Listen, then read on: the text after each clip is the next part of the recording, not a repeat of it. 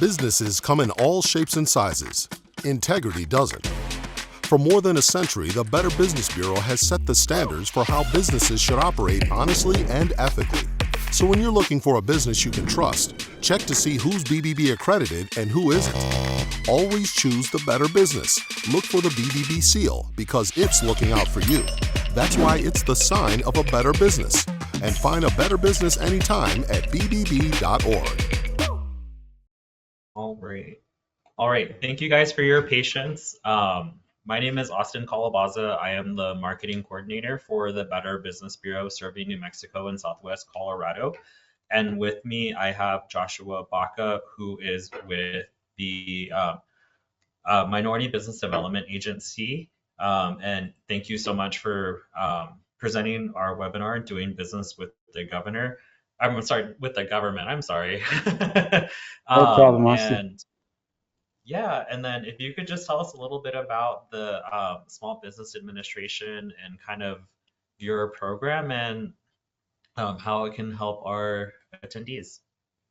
Sounds great. Thank you, Austin. I do apologize for the technical difficulties on my end. Can you hear me okay? Yes. Okay, wonderful.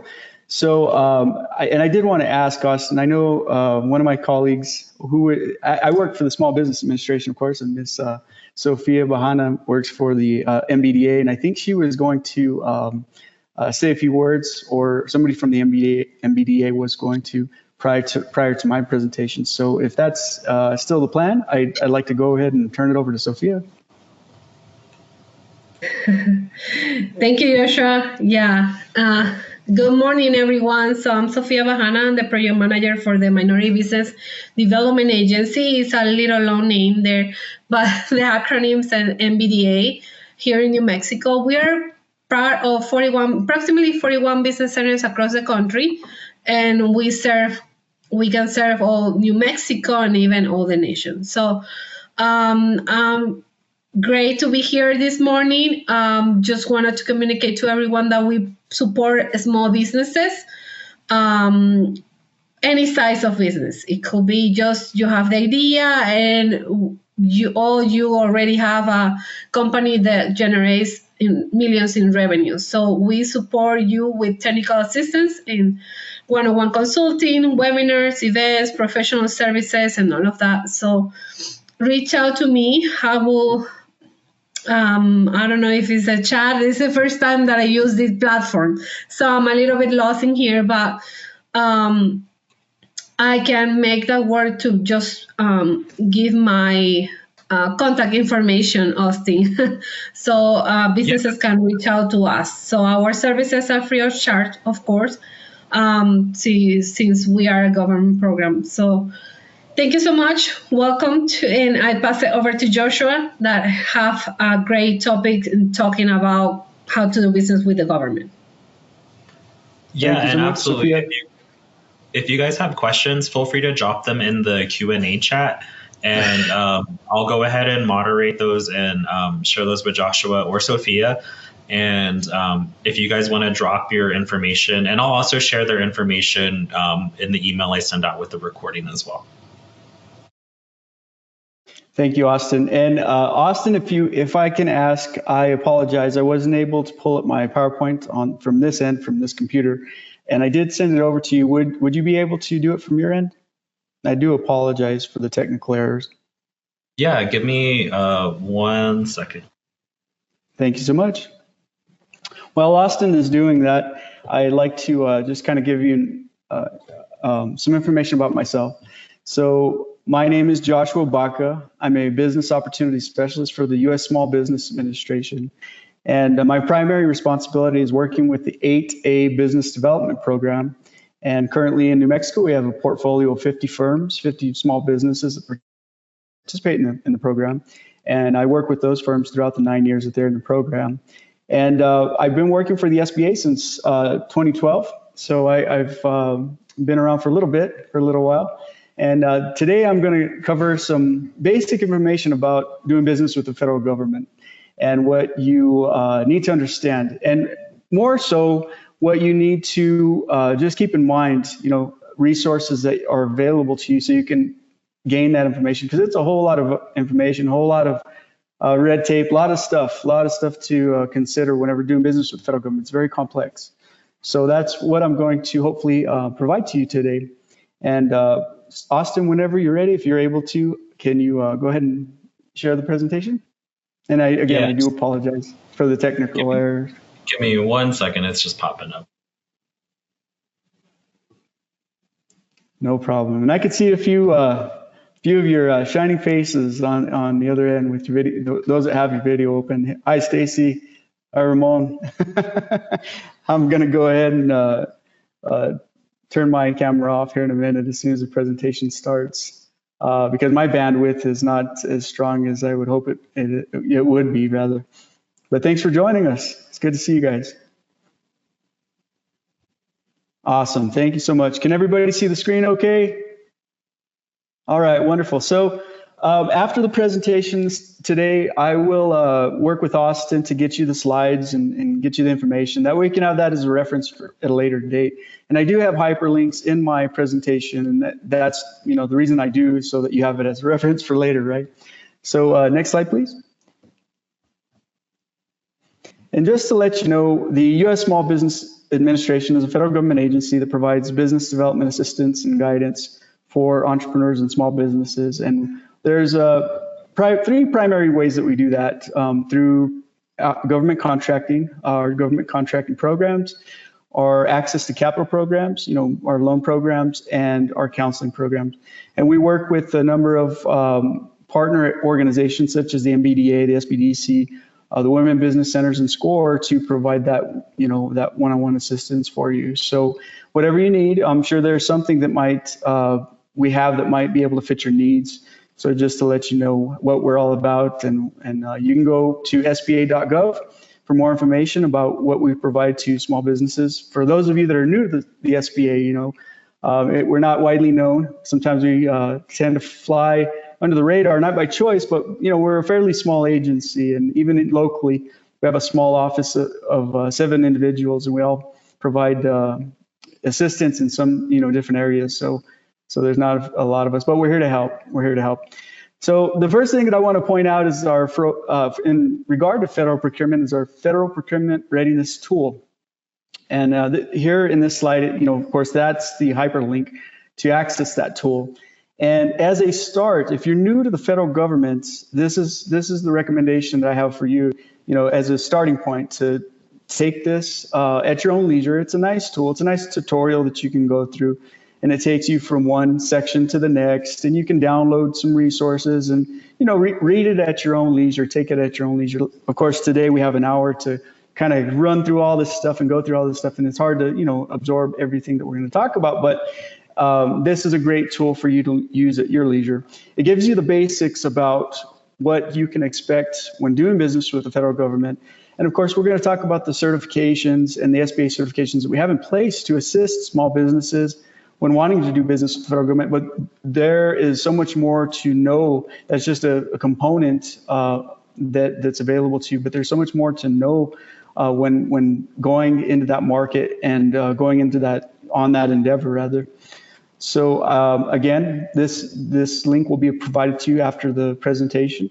And if anything comes up, you have any questions about, some of the stuff that you encountered during, going through that tutorial, you can certainly reach out to me or one of my colleagues, and we'll be happy to assist. Next slide, please.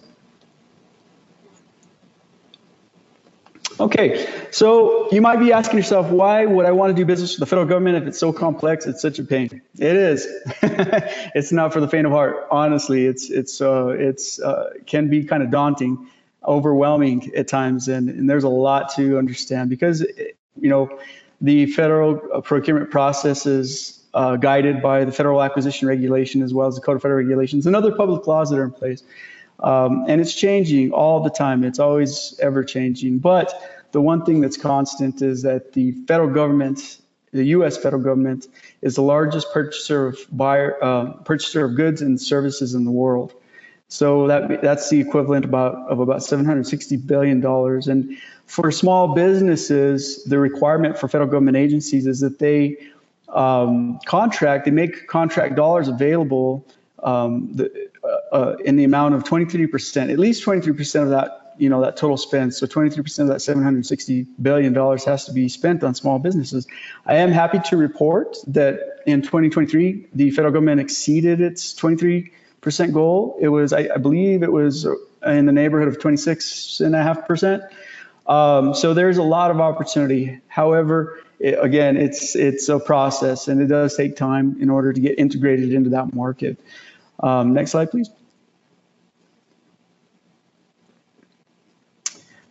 Okay, so the SBA has these certification programs in place, and of that 23% that's required to be spent on small business, it's further broken down into socioeconomic groups and categories, right? So we have a program for women-owned small businesses, that's 5%, and if you go ahead and click through there you go, thank you, sir.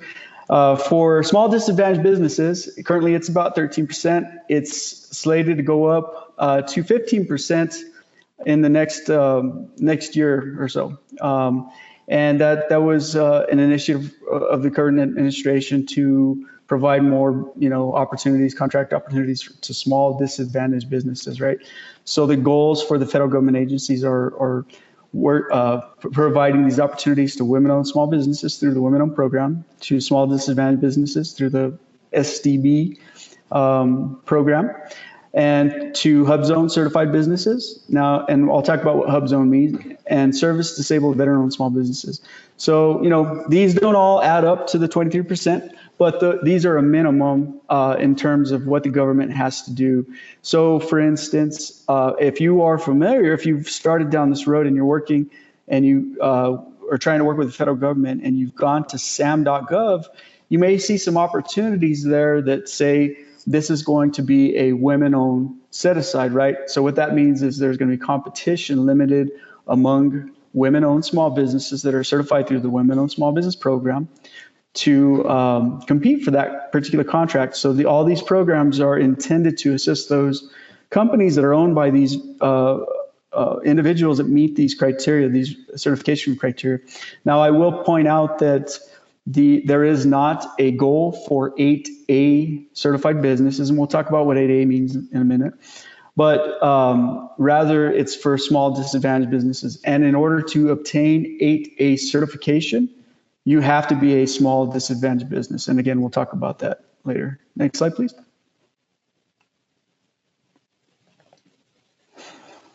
Okay, next slide, please. And I would like to say, if you do have any questions along the way, I know, I think we're going to be monitoring the chat. And if you want to raise your hand or something like that, please don't hesitate to stop me. We do have an hour, but I would like to address those questions as we go along, because I'd like to be able to provide that information to you at this time, if possible. If not, leave them in the chat, and we'll do our best to get back to you after the presentation. So let's talk first about the 8A Business Development Program. So among the certification programs that the SBA has, the 8A Business Development Program is unique in that it's first and foremost a business development program. And the other attribute about this program is it's finite. It's not, you cannot maintain the certification perpetually. It's 9 years in duration for the disadvantaged applicants, the owners, as well as the business. So it's really a once-in-a-lifetime deal. And it offers a unique ability for participants, small disadvantaged business participants, to work one-on-one with the SBA to obtain business development assistance, and also have the opportunity for limited competition for 8A set-asides, as well as sole source opportunities, contracts without competition, in some situations. That's one of the biggest advantages of the 8A program. And it's been very successful for our businesses here in New Mexico. We worked with a whole number of businesses, a lot of them, and they are working towards success. And we have some great successes that have turned into large businesses, and they've become a really viable competitor in the federal market. And that's what our intent is with this program, is to enable those qualified businesses to develop their skill set and become a viable competitor in the federal market. Next slide, please. Okay, so you might be asking yourself, well, what is a small disadvantaged business? And it involves two components, not just one, but two, and you have to meet both components to qualify. So one of those is that you as a disadvantaged applicant, right, the owner of the business, the majority owner, at least that holds at least 51% ownership of the company, that individual has to be considered socially and economically disadvantaged. Now, the social disadvantage component has changed a bit, and we'll kind of go over that a little bit in another slide. But you have to be socially and economically disadvantaged. And now, I would like to put, and I posted the applicable regulation here in this slide just for your reference, and of course, the Code of Federal Regulations provides all that information about these programs. But it's important to understand what that means and how that comes into play. You, of course, have to be a small business, depending on your industry that you're in, but you also have to meet those criteria. It looks like we have a raised hand. Oh, wait, no, maybe not. Yes. Do we have a sorry. question? No problem. Yes. So we had a question come in, and it was, does the SBA also help small businesses with grant writing for federal grants? No. Sorry to be so blunt, but no. So all the programs and assistance available to small businesses are only for those that are for-profit.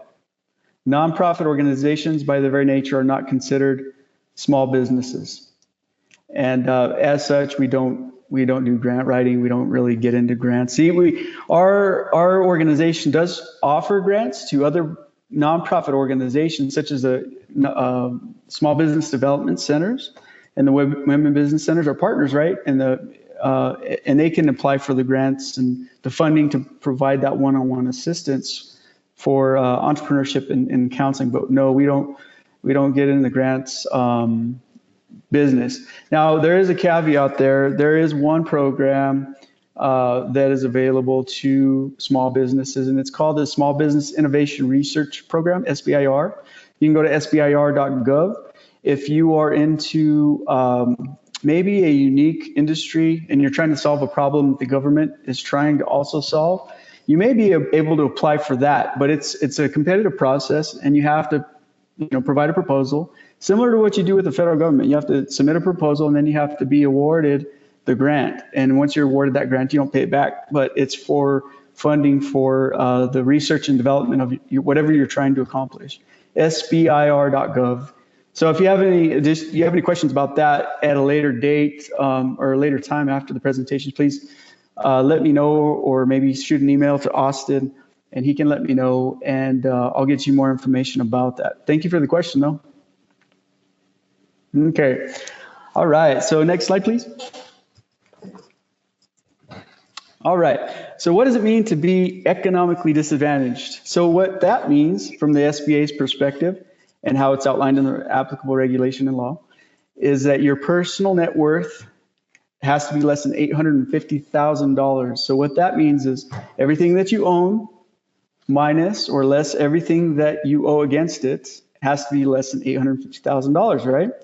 So the nice thing about that, though, is the SBA also excludes the equity in your primary residence, your house, right? It excludes or subtracts the equity in your business and also your retirement accounts that would be subject to penalties should you withdraw upon them early. So those three areas are where most Americans are going to have their assets tied up. So as such, most Americans are going to meet that criteria there. Your personal net worth cannot exceed $850,000. Your average 3-year adjusted gross income cannot exceed $400,000. And the fair market value of all your assets can't exceed $6.5 million. So if you meet those three criteria, you're considered economically disadvantaged. Next slide, please. Okay, so what does it mean to be socially disadvantaged? And this is kind of like I said, it's something that's changed in the recent past. The basic idea is that in your experience, in your lifetime, you have faced discrimination for any reason, right? If there was a reason that you were discriminated against and it prevented you from obtaining something such as an employment opportunity, a business opportunity, or an education opportunity, then you can be considered socially disadvantaged, right? So at our website at certify.sba.gov, in our knowledge base, it gives some examples of what that means and some other further guidance. But like I said, the basic idea is that you faced discrimination at some point in your lifetime and that there was a loss associated with that discrimination. And that's what it means to be socially disadvantaged. Now, you will have to demonstrate that to the SBA. We'll have to write something up and explain the situation and provide the facts of who, what, when, where, and why. And based on that information, then the SBA Office of Certification and Eligibility can make that determination of whether or not you meet that criteria. Okay. Next slide, please. Okay. So for any business wanting to do business with the federal government, the basic qualification or basic step that you have to take, rather, is to register at sam.gov. You have to register at sam.gov. You can't do business with the federal government without that registration. And when you're ready to apply for the 8A Business Development Program, you're going to go to certify.sba.gov. Now, I would like to inform you at this time, the SBA currently has multiple platforms for its certification portals. So it has one for women-owned small business, one for service-disabled veteran-owned small businesses, one for HubZone, and one for 8A, right? They're all separate. What we're doing, what the SBA is doing, is it's now migrating those into one platform. And this process is going to begin on August 1st.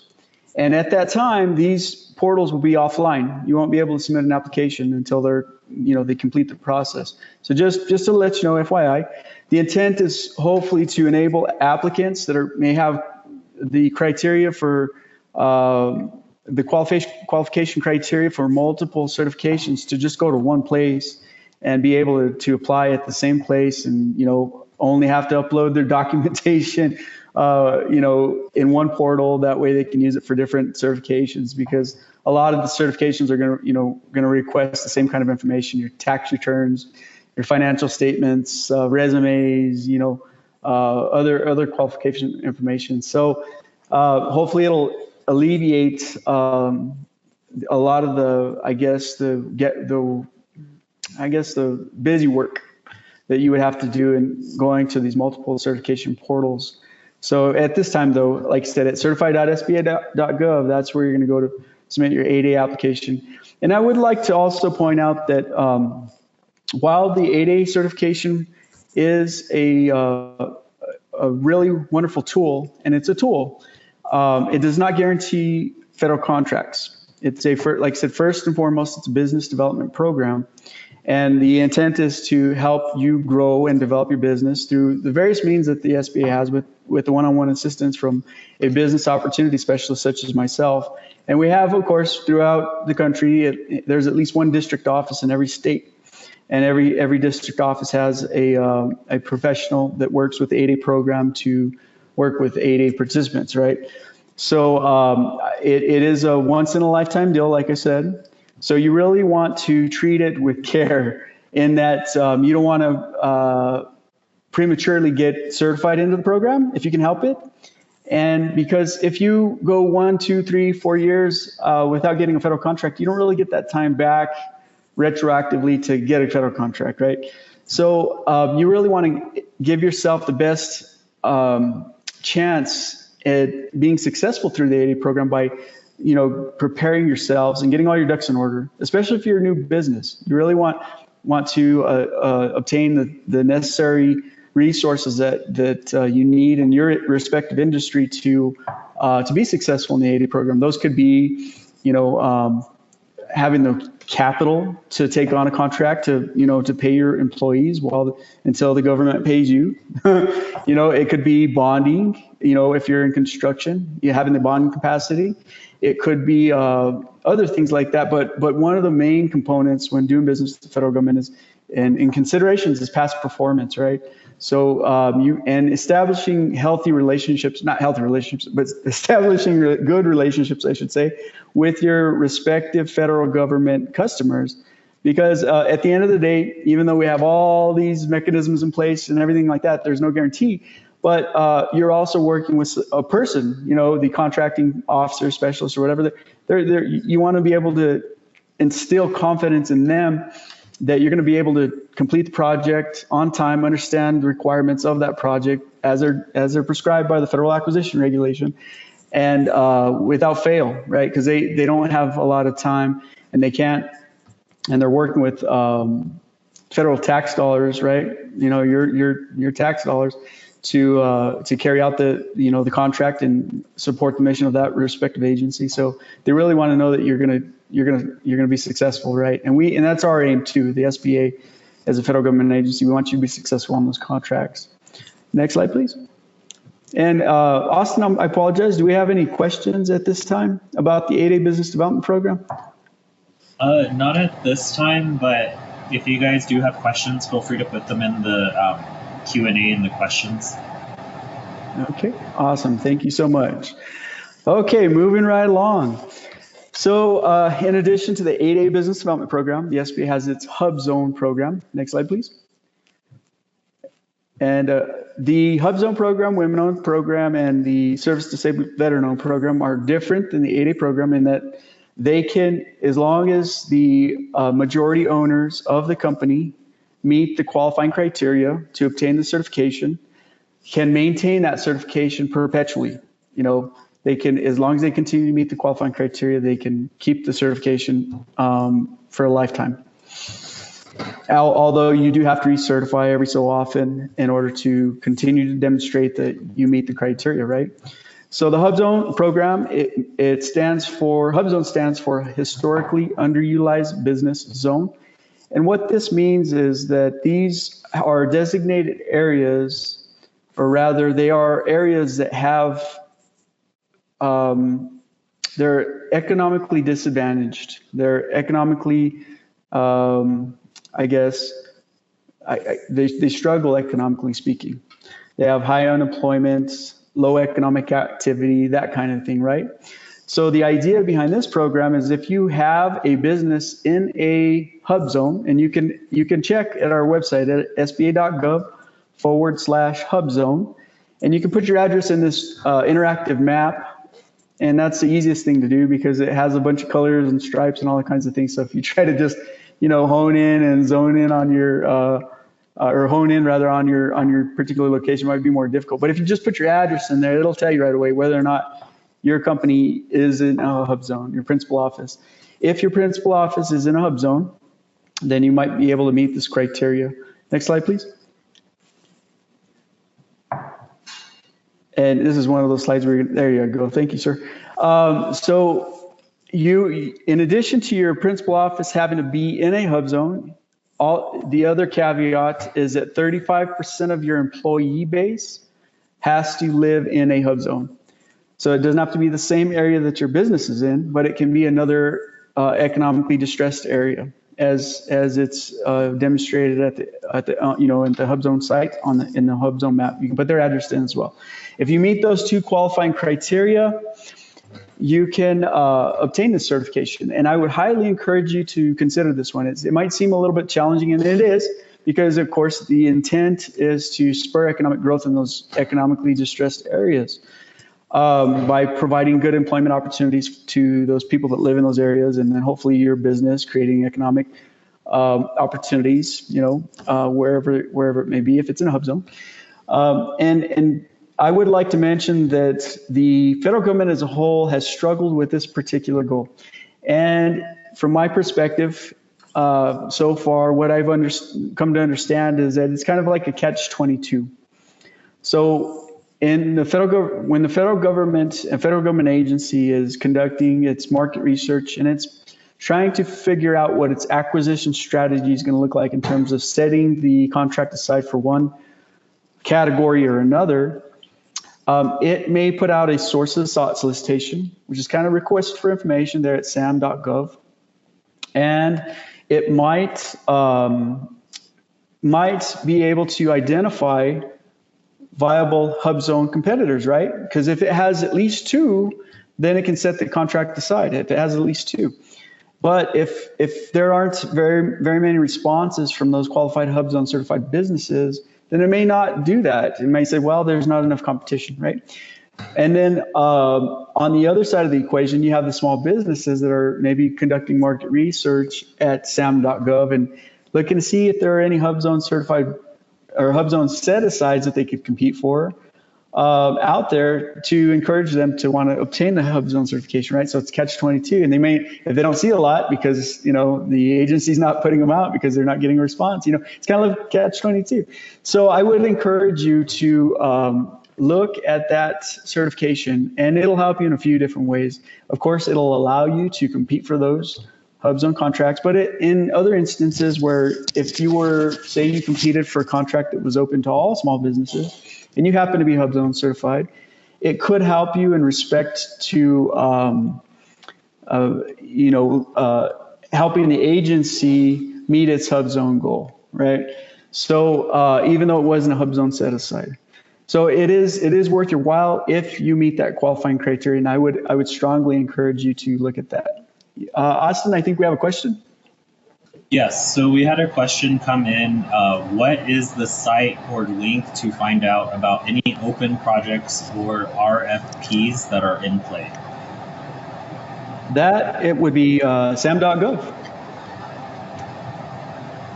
So that's going to be your best place. If you go to sam.gov, I think that was Stacy. If you go to sam.gov, you can punch in an industry code or even drill down as in a socioeconomic category. And it's kind of not intuitive, Stacy, because there's like little bubbles with the plus mark in the middle of those. And it's not always obvious that that's where you need to click. So if you click those, it should open up a drop-down menu. And if you have any issues, of course, give me a call and we can walk through it and I'll help you out. Does that answer the question? I don't know if I saw Stacy's face there for a little bit and then he got off the thing. So call me if you need some help with that, Stacy. Thank you so much for the question. Next slide, please.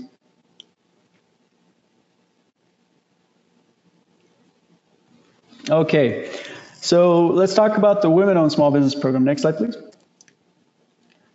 So this program was established to assist women-owned small businesses that are underrepresented in certain industries. It doesn't apply to every single industry out there. So the SBA maintains a list of those respective industries, and it's almost most industries. But each agency can make set-aside contracts for women-owned competition in those approved industries rather. The basic requirement for certification for these programs is that the women owner, has to be a majority owner of the business, has to hold at least 51% ownership, and has to have ownership and control. They got to be actually running the business, because of course you may have heard in the past there have been individuals that were just acting as a pass-through for other individuals or companies that weren't qualified for these programs, and that's not the intent of the program. And that's actually illegal, and there's very stiff penalties for misrepresentation and things like that, because at the end of the day, these programs are available and were intended to assist those businesses that are actually owned and controlled by those qualifying individuals, right? So ownership and control is going to be the key component for all of these certifications, really. Next slide, please.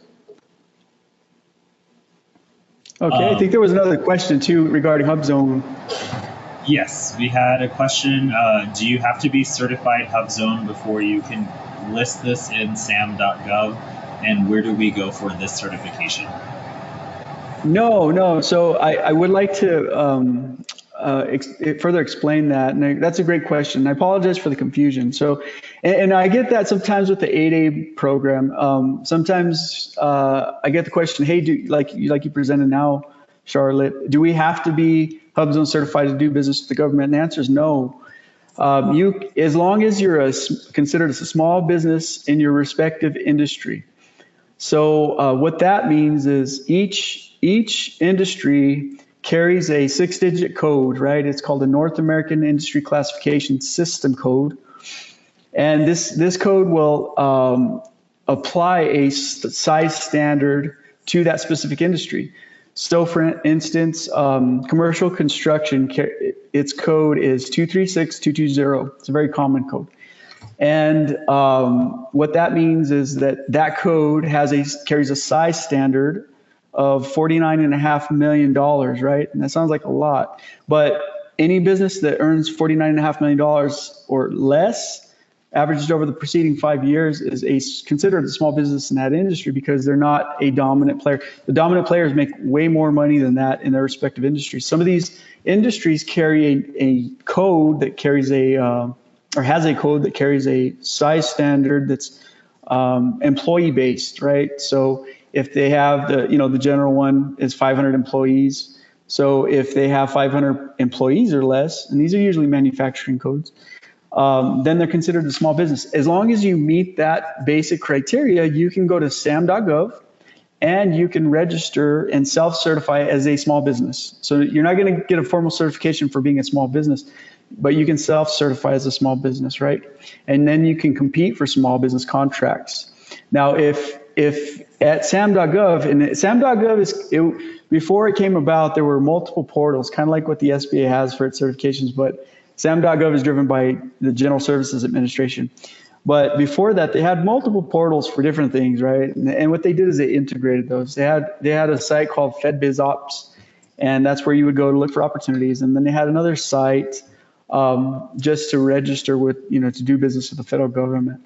And they integrated these. So consequently, now it's like a one-stop shop. You go there to not only register to do business with the government, but you also go there to look for opportunities with the federal government. So as long as you register and you self-certify as a small business, then you're able to be awarded a contract. Of course, you'll have to, provide a viable proposal to your respective government customer. But any of those contracts that are it's called total small business. They carry that kind of set aside title, then you're eligible to compete for those. Now, if you had not obtained the HubZone certification, you would not be able to compete for those HubZone contracts that have been limited for competition. So at the same portal, you'll see some of those contracts and it'll say HubZone set aside. And that means that only HubZone certified businesses can compete for that. So that's kind of the distinction, and I hope that helps. But again, that procurement readiness tool that I mentioned earlier in the presentation will bring a lot of light to that information, that thing, that kind of idea, and how those are broken up and the kind of steps that you need to take. It's a really, really comprehensive, intuitive tool. And of course, I'm available to you after the presentation and thereafter if you have any questions that come up. I think there was another question. I'm looking at the chat now, Austin, if you don't mind, I'll take another question from Luis Quinones. He says, I have an accounting, bookkeeping, and tax advisory firm here in Albuquerque, and I'm not seeing the remainder. Okay, here we go. We have governmental and not-for-profit accounting experience. Are there any available ADA opportunities out there for these type of accounting services? So I guess it depends on who your regular customer is, or who your intended regular customer would be, right? So if you provide those services to other firms, as is in a common practice in your industry, in your respective industry, you of course can provide those to any small business. But if the intent is to do business with the federal government, there are opportunities available in those respective industries. And one tool that you can go to is the U.S. Census site for the NAICS code. So if you just, if it's okay, Austin, I'll go ahead and put some hyperlinks in the chat, if that's all right, while we're going through this. Because I think we're doing pretty good on time. It's 11:42, so let me just get these for you, and I'll put them in there for you. And what you want to do is go to these sites, and that's where you're going to go to kind of identify which respective industry codes apply to where you're working, what space you're working in. And if you take those codes and you go to sam.gov, you can start doing your own market research. And that's going to be a huge component in your success when doing business with the federal government. You have to really understand who's buying what you're selling. And I'm going to talk about that later in a minute. But I did want to just provide this information given the question that was presented. So in the chat, I'm going to go ahead and paste the U.S. Census site to help you identify those NAICS codes. You can cross-reference key terms and things like that. And then I'm also going to give you the SBA site for the table of site standards. So it carries a table with all these industry codes and their applicable site standards, right? So if you have any questions about those, please let me know at a later date, or now if it's something that I can answer quickly. And then again, I'm going to go back to that procurement readiness tool. It kind of explains how all that works, and it'll give you these resources as well.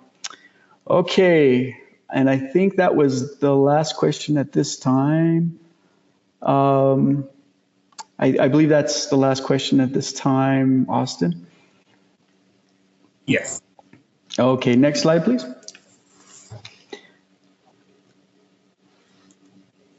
Okay, so I mentioned earlier that for women-owned set-asides, an agency, a federal government agency, can make those set-asides if it's for a contract in a specific industry that's substantially underrepresented. Furthermore, they can restrict competition for economically disadvantaged women-owned small businesses. To be honest with you, I haven't seen too many of those. I have seen a few, but not too many. And that economic disadvantage criteria is going to be similar to what we talked about earlier in terms of the small disadvantaged business, right? So the economically disadvantaged, the net worth, the average adjusted gross income, and the total worth of all the assets, the total value of all the assets, rather. That's going to be the same with the economic disadvantaged women-owned small business program. And when you go through the application process, they'll ask you questions about that, and if you meet the criteria, then you can obtain that at the same time. Now, the rule of two is in reference to what I mentioned earlier in regard to the Hub Zone program, which says if an agency determines that there are at least two competitors, they can restrict competition among those competitors. That's what that means. Next slide, please. And then just real quick, we had another question come in from Stan. Can a small business have more than one NAICS code when applying to be eligible? Yes, absolutely. So yes, and I would highly encourage you when you're registering at SAM to really take the time, or prior to registering rather, take the time and understand which industries apply to you, because there is some overlap, and there are various agencies that are related to other or various industries that are related to other industries, and it would be to your advantage. So for instance, construction, right? So there's the general construction, commercial construction, there's housing construction, there's plumbing, flat work, like concrete and electrical. All those kind of things are pretty much interrelated if you're in that respective industry. So you do want to list those, and it's to your advantage to list those, because if you are being considered for a contract, you will have to have those in your profile in order for the agency to make award to you. So yes, great question. And the answer is yes. And of course, those tools that I provided to you, you can utilize those to understand which codes apply to the industries that you're working in. Great question. Thank you. All right. There are two ways that you can obtain women-owned small business certification. This is a little unique among the other programs. You can do it currently at wsb.certified.sba.gov, and or you can utilize the services of an approved third-party certifier. These are the third-party certifiers that are in place to help you with that. They do charge a cost. There is a cost for that if you want to use their services, but it is an option for you. It's not a requirement, but it's an option. Next slide, please. Okay, so again, the Service Disabled Veteran-Owned program works similar to the Women-Owned Hub Zone and 8A in respect to majority ownership and control. Next slide, please. And as you can imagine, it's the intended beneficiary, I guess, or the intended socioeconomic group are service disabled veteran-owned small businesses, right? So those veterans that have received a service disabled veteran rating from the VA are eligible to apply for the certification and obtain the certification.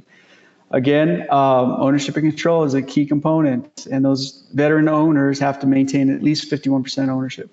Next slide, please. So the SBA has recently assumed the role, I say relatively recently, right? In the last, well, it's been more than a year now, but you know, not too long ago, of having this formal certification in place for service disabled veteran small businesses. Before, it was handled by the VA through their vet cert program, and that's been in place for a while now.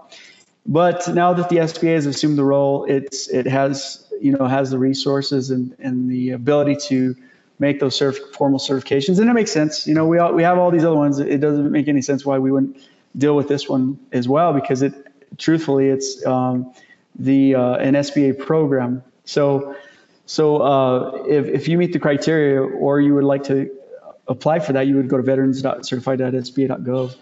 And like I said, you can see we have all these different portals, right, for all these certifications. But hopefully after August, we'll have something that's integrated and it's like one-stop shop. And so next slide, please. And Austin, I think there was another question that came in. Yes, we had a question. What is the site to go to view the NACIS codes for eligibility? Okay, so I did post a link in the chat. Did that come through, Austin? I apologize. Maybe I didn't. I don't see it in the chat. Oh, you know what? I do apologize. I think I provided that to. Oops, my apologies. I gave it to Luis, but I didn't. I didn't put it in the general chat. My apologies for the error. Here, let me put it in the. Let's see if it works this way. Okay, nope. Oh, that's a search. Let me see here. That's the questions. And let me see. I do apologize to everyone. Okay, let me see if this works. Okay, did that work? Can you see the link there? Okay, Let me put the other one as well. My apologies, everyone. SBA.gov. Where's that size? Okay. All right, and that's the SBA site for the next code. Thank you for bringing that to my attention. I do apologize again.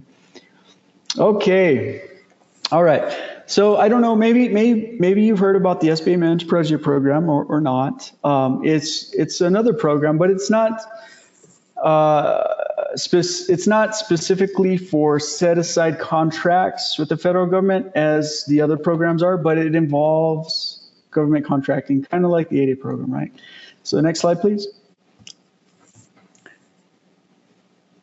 And the purpose is to allow a mentor, another business, to provide business development assistance to a protege, right? Usually, in most cases, it's a large business providing assistance to a small business. Now, the requirement is that both parties, of the mentor and the protege, enter into a mentor-protege agreement and that they obtain SBA's approval for that agreement. And in the agreement, the expectation from the SBA is that the mentor and the protege are going to specify what the mentor is going to do for the protege in terms of business development in a specific time, expected outcomes, and things like that. It's got to be very specific. It can't be just very vague and generalized. It's got to be very specific because the SBA wants the mentor to provide this to the protege. Next slide, please. It can be this formal relationship approved by the SBA can be 3 years, and it can be extended up to another 3 years. And the protege can have 2 mentors in its life, through the SBA's mentor protege program, mind you. And of course, certified.sba.gov is the place to go to apply for that. Now, you might be asking yourself, okay, well, that sounds good, but what does it really do for my company? Well, in addition to the things that I mentioned in terms of business development, they could help your company with, your mentor can help your company with human resources, with marketing, with contract opportunities and things like that, right? So all these different things that your company may need, they can assist with that because they've already been there and done that kind of type thing. And one of the main advantages, though, is that the mentor and the protege can now form a joint venture. Now, I would like to explain that a joint venture in this environment means a new business where both parties have ownership in. It's a new company.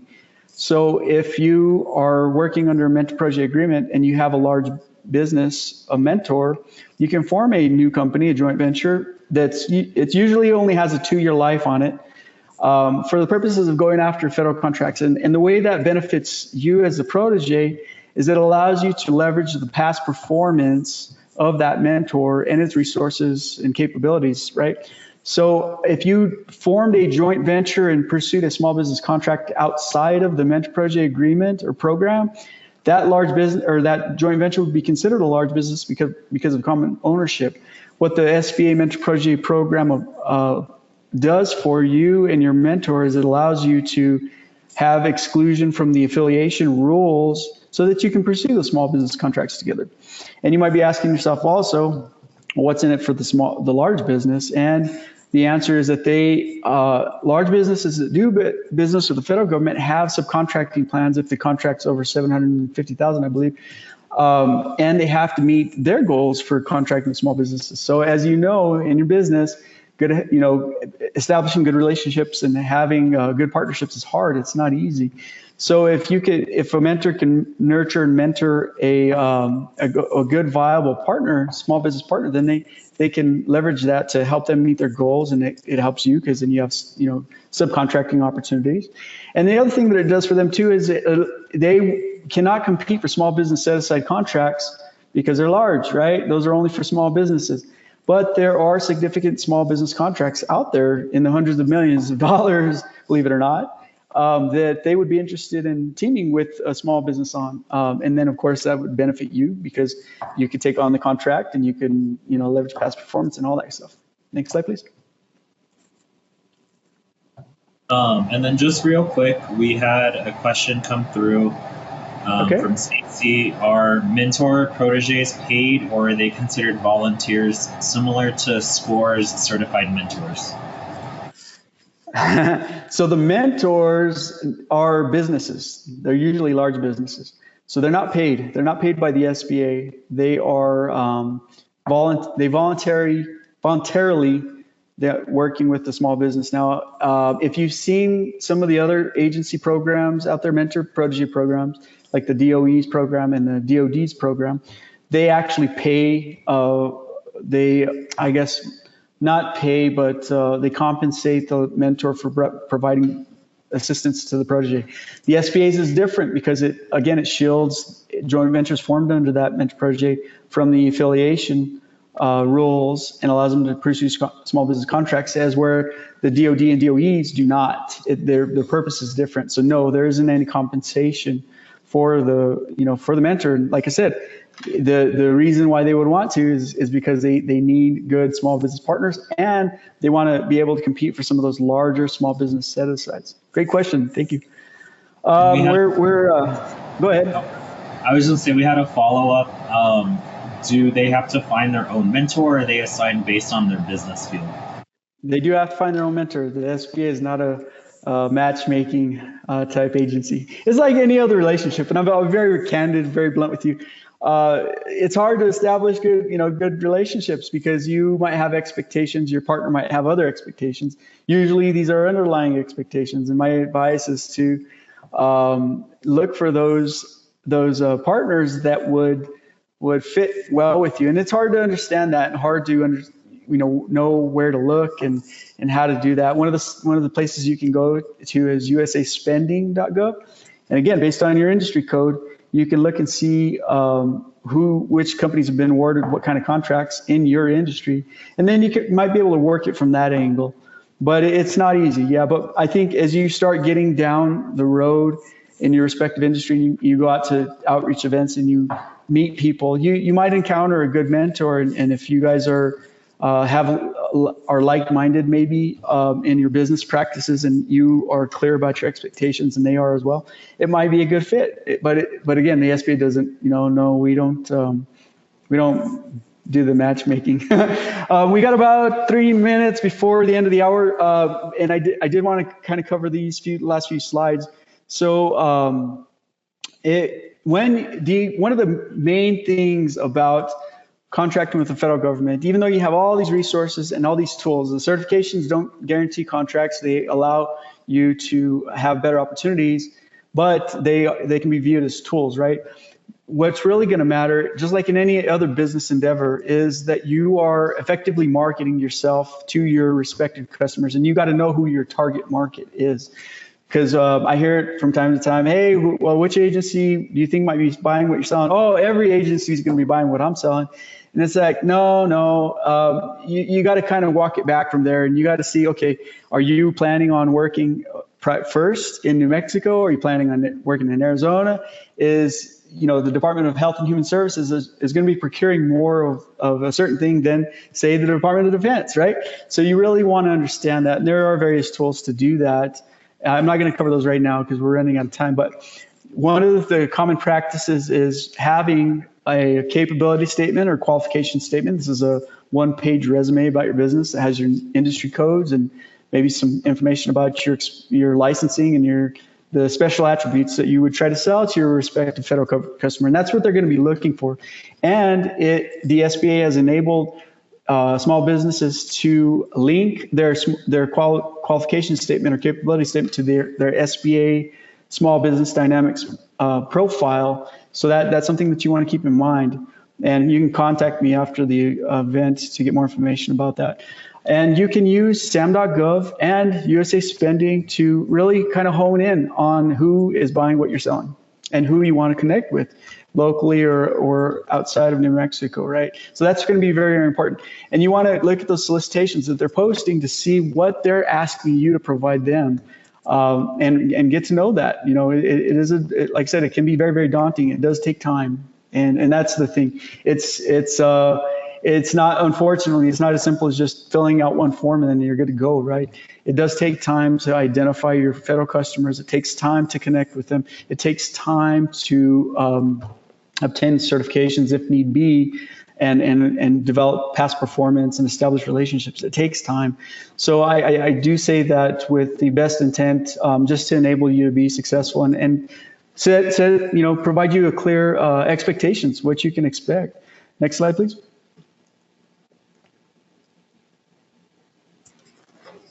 Okay, we kind of talked about this, so I want to go over this. Next slide, please. Okay, yeah, and I talked about, of course, I've been talking about SAM.gov and the SBA Dynamic Small Business Search Profile, which is a part of that. And you might get directed to another portal. Again, hopefully, like I said, with this new integration, you won't have too many things to worry about, just one place to go. Next slide, please. And please connect with us, stay in touch, sba.gov/NM. We'll post things about upcoming events and things like that, and information about our programs and what's going on with our local district office. Next slide, please. And you can subscribe to email updates. And next, I think the last slide is our office contact information. Any last questions? I think there were a few. So we got a question from Stacy. Is the SBA still hosting the E200 program? Yes. Yeah, it's changed names a few times. Stacy, of course, it was, gosh, I don't even remember what it was. Currently it's called the, what is it called? I apologize, Stacy.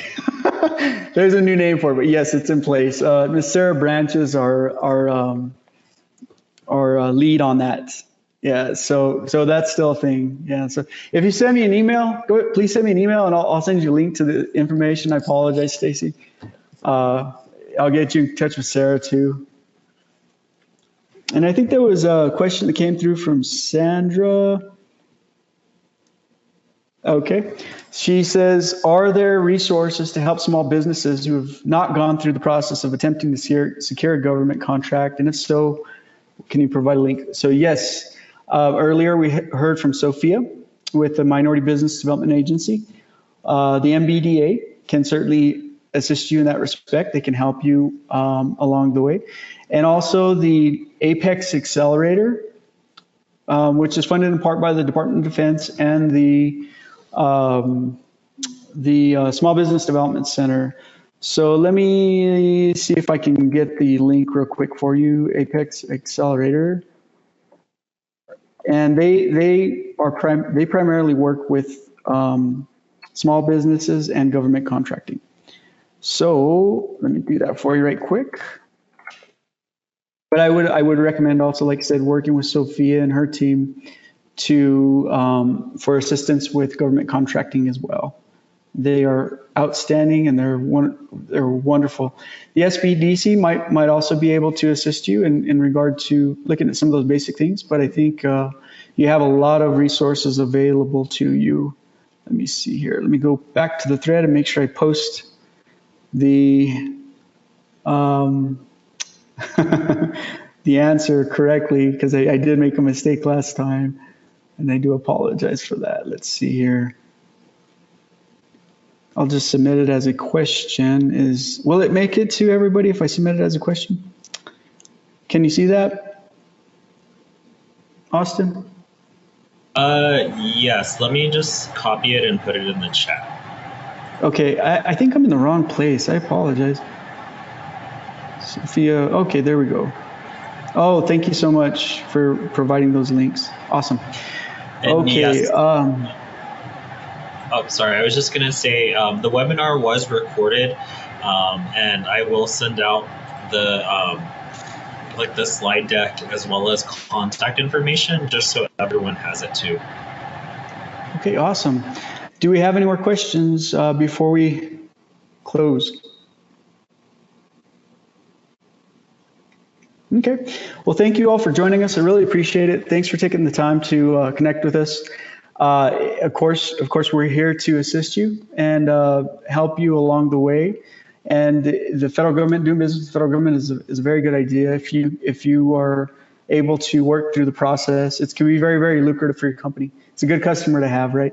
So again, thanks again. Thank you, Asta, for hosting us. Thank you, Sophia, with the MBDA, for also collaborating with us to put on this training for the attendees today. And have a great day. If anything comes up, please let me know.